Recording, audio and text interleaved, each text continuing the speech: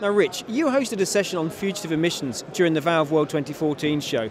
Can you tell me, what were some of the topics that were being discussed? Okay, so we covered the current API standards and some standards that are being revised and a new standard that's being developed. Then we went into some subjects on fugitive emissions detection.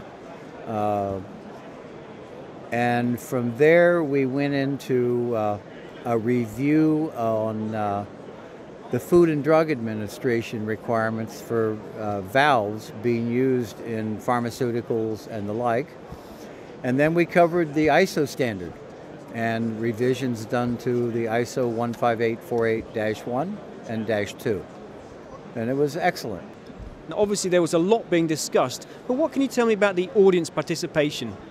Oh yeah, there were just a few questions during the meeting. The meeting lasted 2 hours, and but following the meeting, we got some really good questions from key end users, people who are really the end user of the products, and those ranged into questions about would the United States accept ISO standards? Would TA-Luft accept API standards? Or will there be a division between these two groups? So it was debated very well. Now, we've obviously been talking about fugitive emissions for a long time, but do you think there's still anyone out there who needs, let's say, a wake-up call? I think that from a global perspective, and you know, I cover China, South America, and Europe.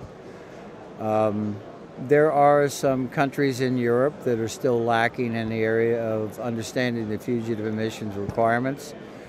China is trying to step forward. They've implemented several laws, and in some cases they're quite confusing.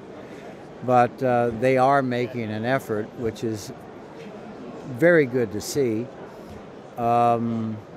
South America, probably they have a long way to go. The United States has been doing it since, you know, the early 90s, so they've got it well covered, but even though they've got it well covered, we still have significant amounts of fugitive emissions going on. So there's more work to be done. And Rich, forgive the final rude question, but when did you grow that great tash and beard? It was No Shave November, and a few of us met at an API conference in Las Vegas in October, and the push was actually from Ray Bjorchek, ExxonMobil, and he said, no shaving, you have to come to the API sessions in Denver with a beard. And so I did, and then November's turned to December, and I like the beard, and I'm not going to shave it off.